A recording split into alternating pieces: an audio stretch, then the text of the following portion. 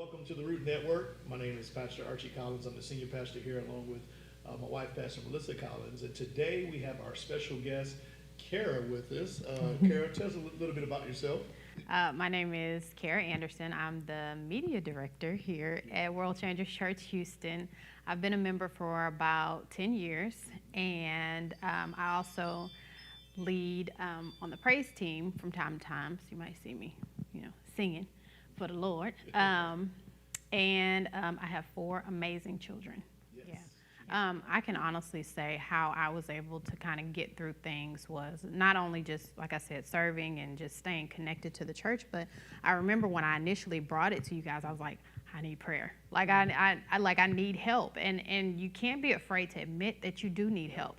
A lot of people try to shield what's going on as if no one else in the world is going through that. And you never know how many people are going through the exact same thing that you're going through. So the enemy wants you to keep quiet about stuff like that, but I knew that I needed help through it because I was like, I don't know what to do. I honestly don't know what to do.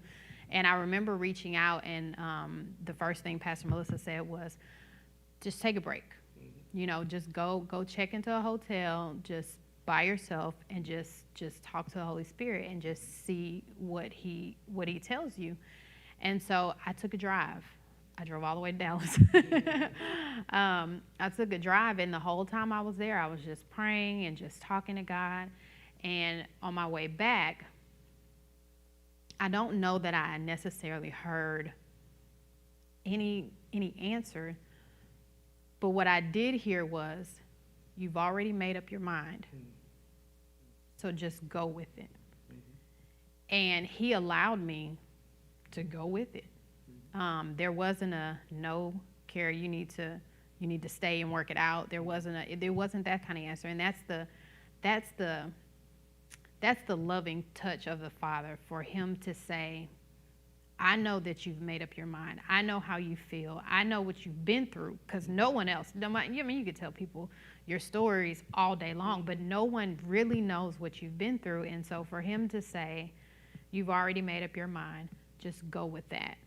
That was life-changing. And after that, what I decided to do was find out about me, learn what mistakes I made in the relationship, learn why I made those mistakes, just really taking a deep dive into myself. And there were only a handful of people that I talked to through that process, because I had to be very careful with who I shared that level of vulnerability with. Because you have some people who are like, oh, finally, I can't wait. And I was waiting for y'all to get divorced. Or you have those people who fully support your decision, which you don't necessarily always want yes men. You want people that are going to give you good, wise, godly counsel.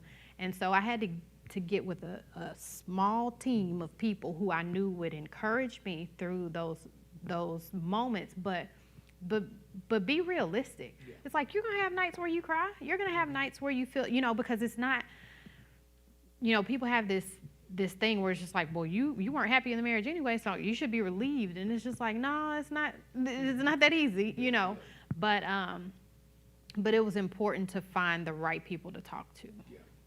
Yeah, and I think that's so, and I like what you said, finding a team. Yes. Because that's a big part of it, because God is there, but he's also surrounded you with people who are an expression of his love. And that's why what Kara mentioned earlier about, being connected in church and having that place. Because sometimes, I'm going to be honest with you guys, family is not always the best team either, because family often has their own opinions. Absolutely. I've literally seen folks get divorced, and the mom and dad, like the husband, and then they come in their daughter, well, are you sure? Yeah. What did you do wrong? And this right. and the other, and it's, and it just brings more condemnation, as a weight. So be wise, in how you put that team together, because again, God is not mad at you. Right. So don't surround yourself with people who are going to be mad at you. Right. God is not disappointed in you.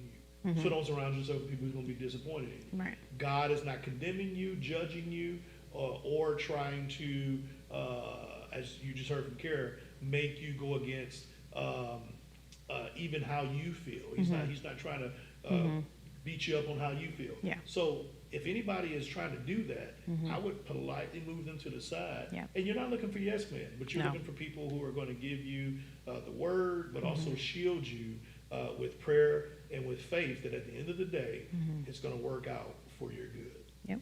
It's very important.